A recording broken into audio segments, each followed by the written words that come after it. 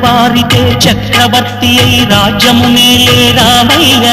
తండ్రి మాటకై పదవిని బదలి అడవులకేగెనయా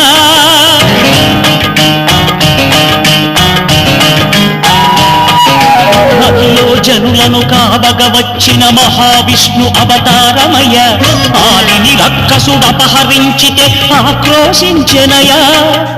అసురుని త్రుంచి అమ్మను తెచ్చి అగ్ని పరీక్ష విధించెనయా సాగలి నిందకు సత్యము చాటగ కులసతినే విడనాడెనయ నా రాముని కష్టం లోకంలో ఎవరూ పడలేదయ్యా